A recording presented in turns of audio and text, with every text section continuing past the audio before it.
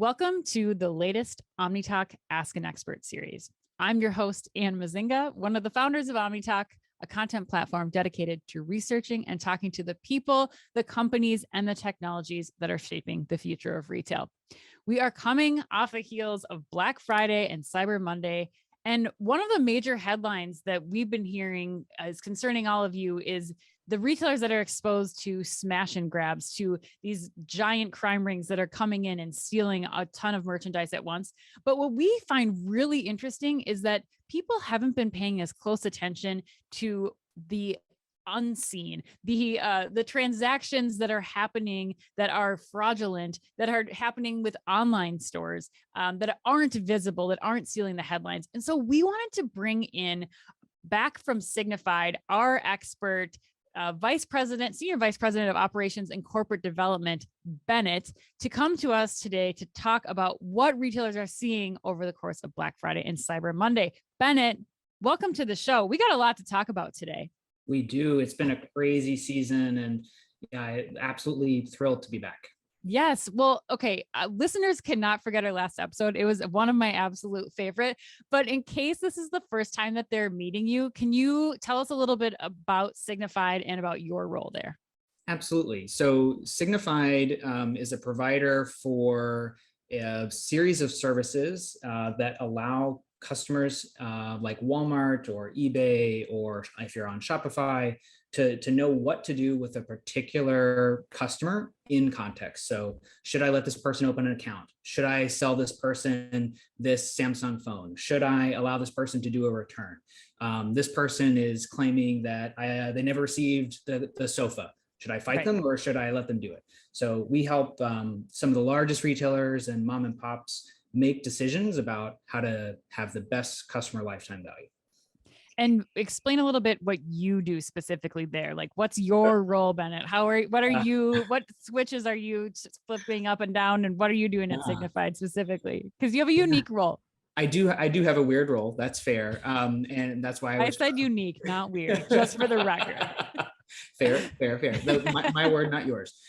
So my role is conceptualized as anything to do with building expertise and client-facing consulting for Signifyd. So in my prior life, I was a consultant. I started my own company, and then I was an attorney for a while. And so what we've tried to build at Signifyd is a payments and e-commerce consultancy in all of our orgs that touch our clients. So I work with customer success, the folks that are on the front lines, helping our customers achieve that. I have our business intelligence folks. So like the data, when we process hundreds of transactions in a second and thousands of transactions in a minute, I'm there like, yes, the system is working, right? Like we're 6 times Shopify in terms of volume, over Black Friday, Cyber Monday at the peak. And, we're rivaling some of the payment networks in terms of volume. So it's a lot of data. So that's one of my favorite parts about talking about this, because I'm a data geek. And then I have some ops and legal stuff, which not super relevant to this group, but yeah, but kind of a superpower of all things e-commerce right now. I mean, from, like you said, from Shopify retailers all the way up to some of the major top 100 retailers in the country. So you mentioned you're a data geek, and I'm gonna get into that because your team just came out with some research about Black Friday and Cyber Monday results. Mm-hmm. I'm curious, like, as a data geek, what were the things that you were planning on seeing coming out of this? Like, what were you expecting to see in the report? Yeah, we're thankfully at a size of a company now where we're starting to try to predict and as opposed to just measure. So I actually hopefully have a good answer for you this year, whereas 2 years ago maybe I wouldn't. So what we were expecting was a new influx in new users to the channel. So mostly younger folks and older folks on the end of the spectrum, more wealthy individuals. And so what we've actually seen is, starting in September, wealthy Americans and Europeans have started opening up their wallets on spend the way that they really hadn't.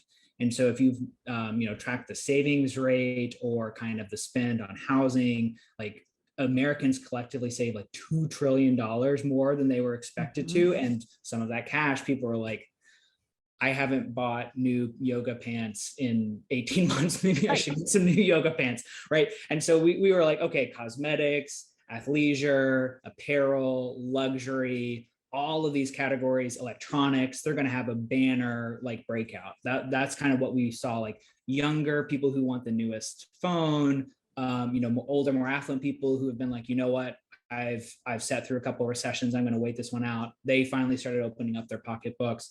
And that's what we saw a lot from that perspective. We expected to see a lot of, I like the phrase of gift now, pay later, which I thought was pretty clever, whoever came up with that one. And we're seeing a lot of that, especially from the Zoomers, so to speak. And the buy now, that's so buy now, pay later, where people are doing installment financing. They're opening up their wallets, but they're not going to put it all on one credit card bill in October and November. Well, so this is good. And so we're starting to think like, gosh, I call it a tale of three cities. Like it's like three types of consumers generally in the US, and then three types of retailers. So you have older affluent folks who have like never been in the e-commerce omni-channel. Then you have younger folks that in general use buy now, pay later more often. And then you have this kind of like sweet spot of like people who have been very comfortable with e-commerce, and they might like shop somewhere on Monday, somewhere on Tuesday, somewhere on Wednesday, somewhere on Thursday. And they're just like, I don't care anymore. Like I buy everything online. And those are kind of three key demographics. There are of course more, but like, those are ones that like people should be trying to capture of like, I want as many, if you're selling the right good, I want as many wealthy people, first-time buyers to come to my site, have an excellent experience, and then turn them into repeat customers.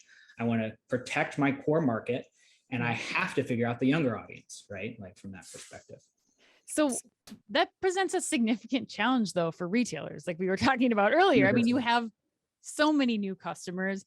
The stakes are so much higher. You have to give them a good experience or they won't be back. They have tons of options here. What have you guys been seeing retailers do in order to get themselves ready and to, increase the number of positive experiences that their customers are having, allowing the right people to come through? Yeah, it's a great and interesting problem because you have to roll out the red carpet the first time the right way, right? And you don't want to, speaking of smash and grabs, like the metaphorical equivalent is you roll out the red carpet and then like let the smash and grab teams onto your site to just go crazy. Right. So you're paying to bring the traffic to your site. So it's just such a nightmare. And so people more and more are adopting machine learning experiences.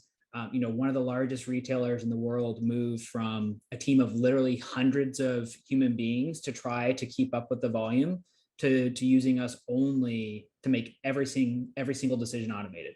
And like when you look at the volume, it's like literally hundreds of cases a second. It's just staggering how many decisions you have to make. You have to adopt things like machine learning. You have to, in order to keep up with the volume.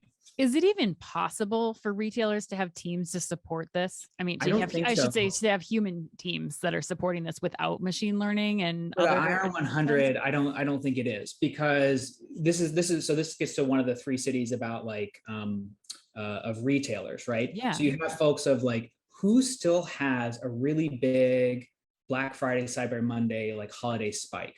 The largest retailers do. Target, Walmart, right? Like these folks that can throw marketing dollars at the folks to bring them in. They know what they're doing. Their marketing departments are on it.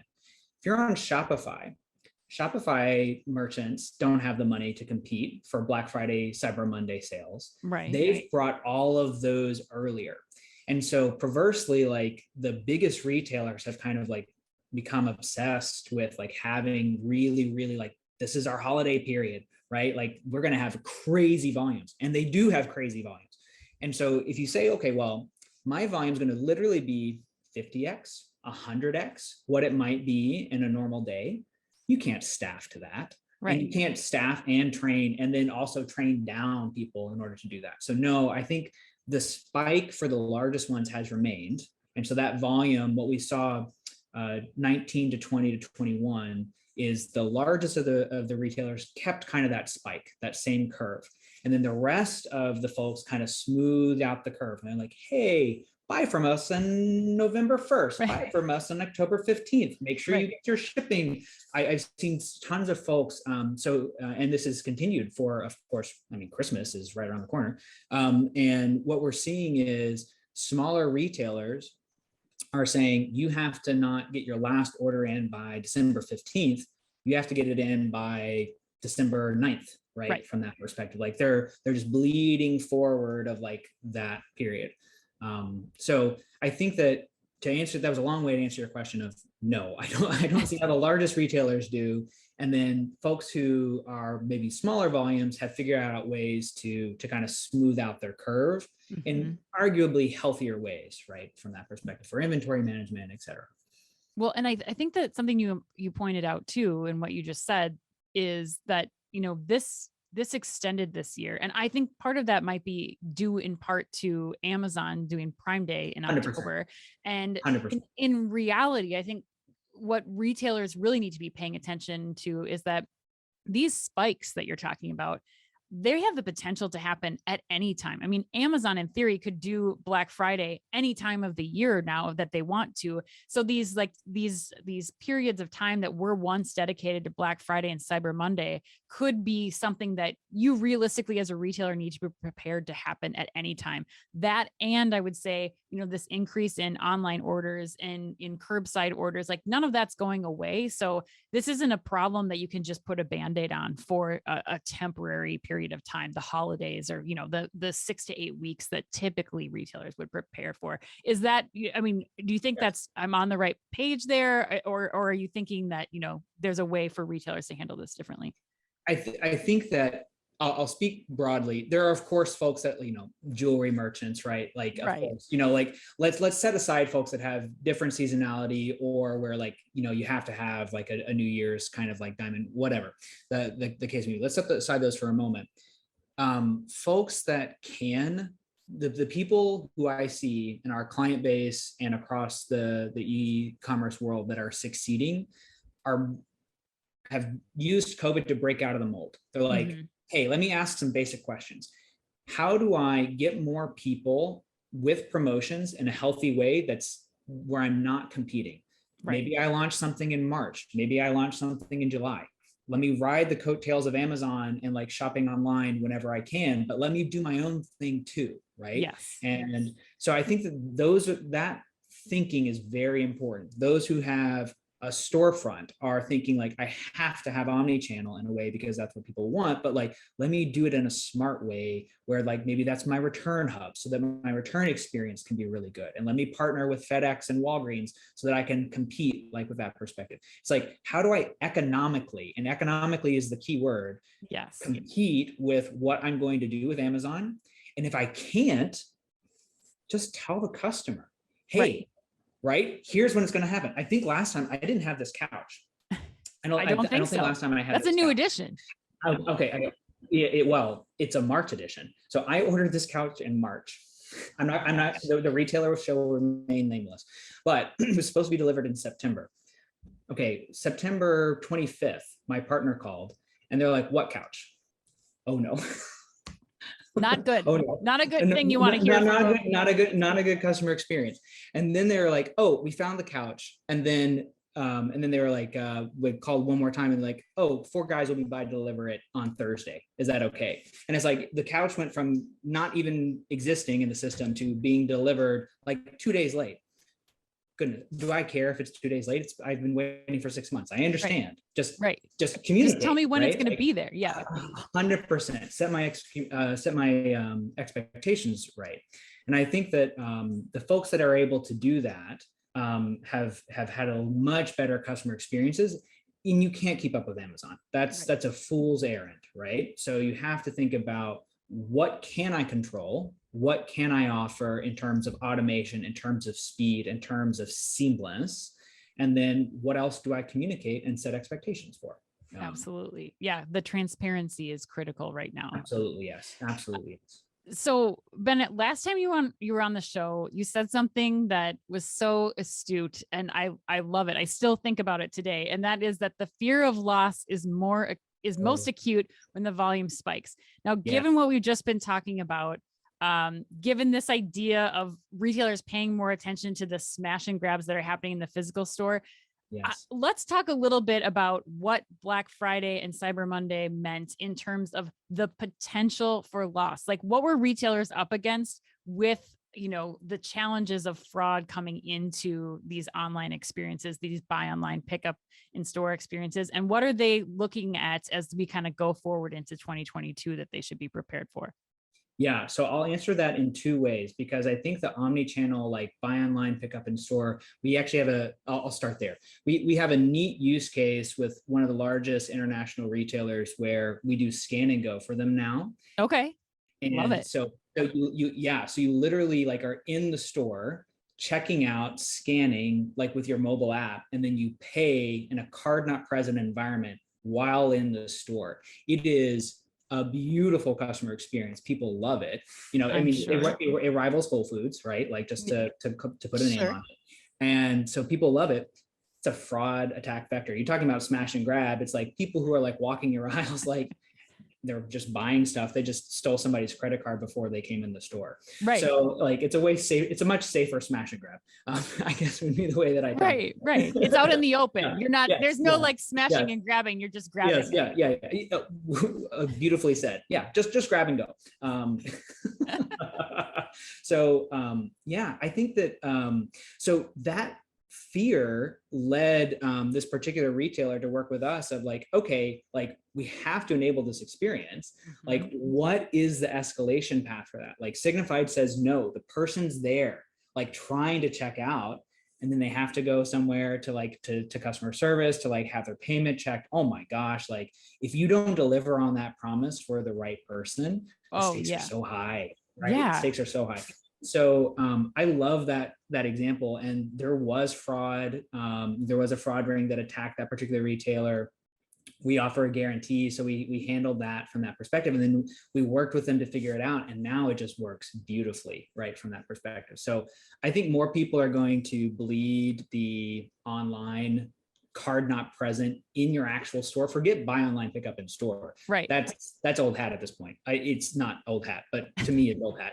And more people should do it because customers love it. But like being able to check out yourself while going through the store and kind of seeing it, it's like the best of all worlds. Like, I don't have to talk to anybody. I don't have to wait at like the concierge, like the terms are good. Like, it's just a really beautiful shopping experience. So there's that. And then the piece with the online is like, you put together like, hey, my inventory is low.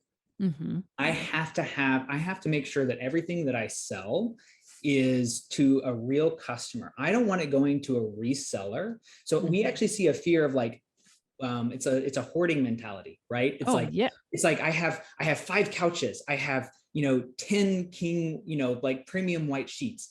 Those have to go to my new customers, right? That are going to come back to me and not go to some third-party reseller or to, God forbid, to Amazon. Like, from that perspective, you have to build that customer experience. And so we actually see people like caring a lot more about getting their goods in the hands of their end users, as opposed to like fear of fraud, like from that perspective, fraud with a capital F, right? From like financial fraud, right? Right. And that's so interesting. I wouldn't have even thought about it, but it makes so much sense. It's almost like, who do we have the best case? Like, which customer is going to have the best end experience with this product, and how do we prioritize them? 100%. And you definitely can't do that with human beings. Like, there's no way that you could do that. That's deep into like nerding out machine learning that would be able to tell you that returns, like what their return score is and how that factors in. Like, that's amazing. Yeah, it's a super fun problem to solve, because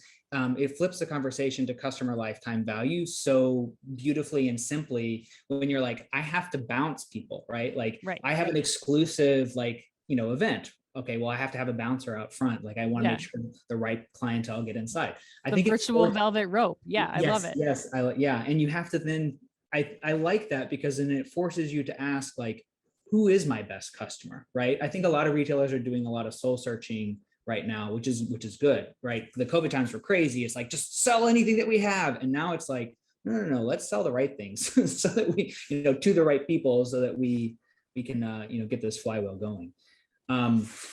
Some of the more other like kind of attacks that people are very much seeing. I don't know how many spam texts you've been getting lately.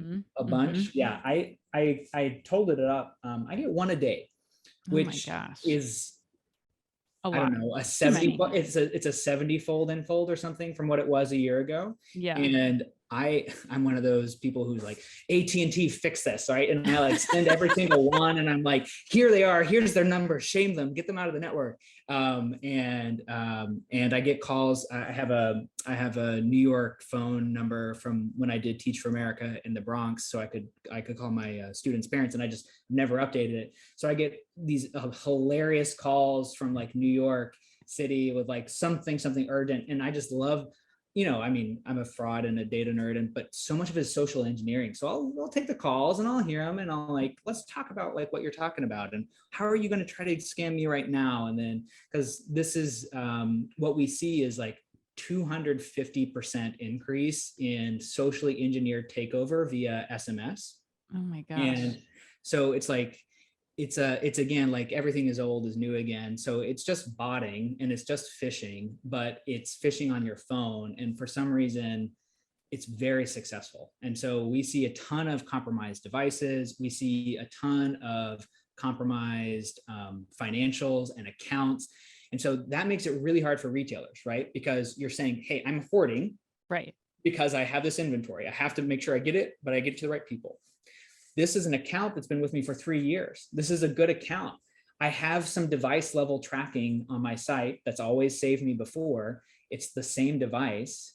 You don't get that they're masking their proxy. And then all of a sudden, this good customer has been totally spoofed and they steal for the holidays. And it's a really big order because lots of people want to gift things, right? Yeah, and it's not unusual. It's not unusual, and they have good history. And it's fine that they're shipping to lots of different addresses because they're buying gifts.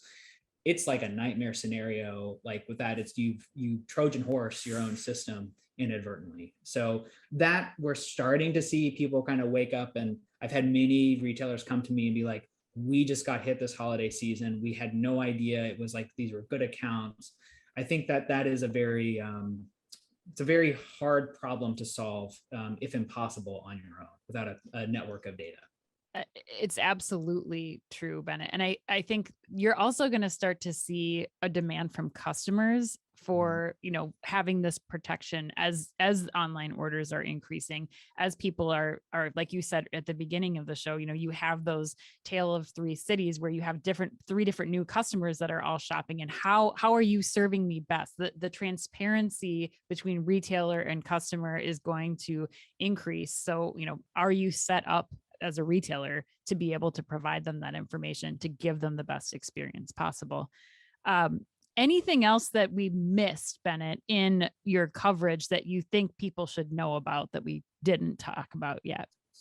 Let's see. I think the one thing that's super interesting to me is, and Signifyd doesn't touch this specifically, but I've had so many people talk to me about it. I think we'd be remiss to not talk about it, is staffing shortages and kind of difficulty in employing. You asked like, hey, can you staff up to even do this with human beings? Right. I don't know if you follow Reddit. It's a vice of mine. Yes. But the anti-work subreddit is the fastest growing subreddit, and has incredible, I think Vice did a piece on it as well. But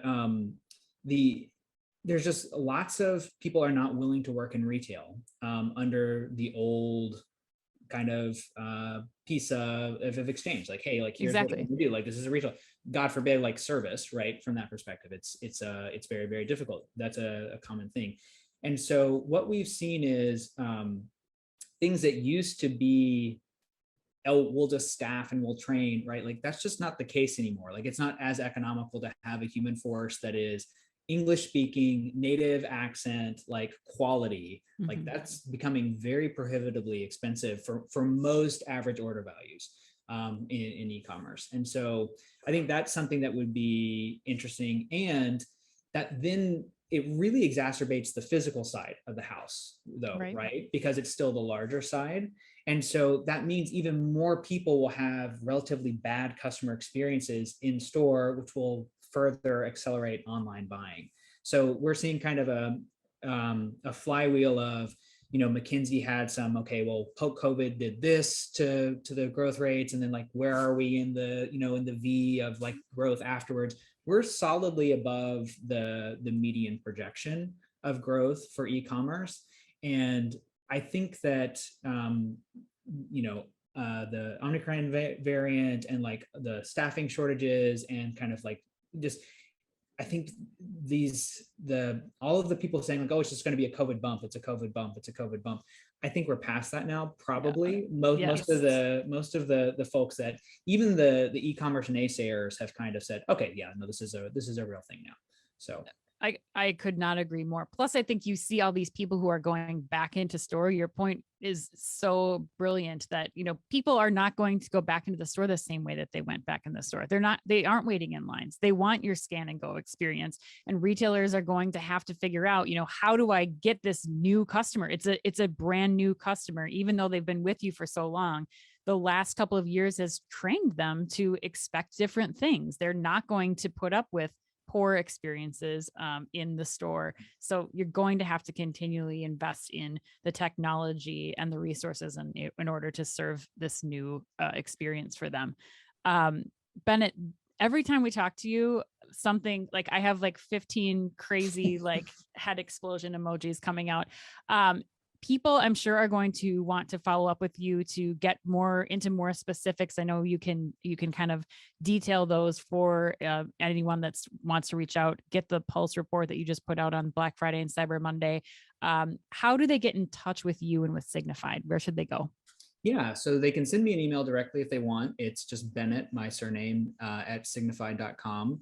And then signifyd.com/pulse is where we post our up to the week data. It's verticalized, it's segmented. We work in all worldwide regions except for mainland China. So we have probably some interesting data for your business. Yes. And so if that's of interest to you, then we can talk about that. And yeah, we love consulting, in case that wasn't clear. And by consulting, I mean, let's just chat. So yeah. Let's do it. Yeah, you have the best data nerd, self-proclaimed, on the planet to help you dig into this, who will sit on the phone with scammers and just try to figure out their scam. You are on top of it, Bennett. You could not ask for more from a partner. Thank you so much again. This was Bennett, the Signifyd Senior Vice President of Operations and Corporate Development. And to all our listeners out there, be careful out there.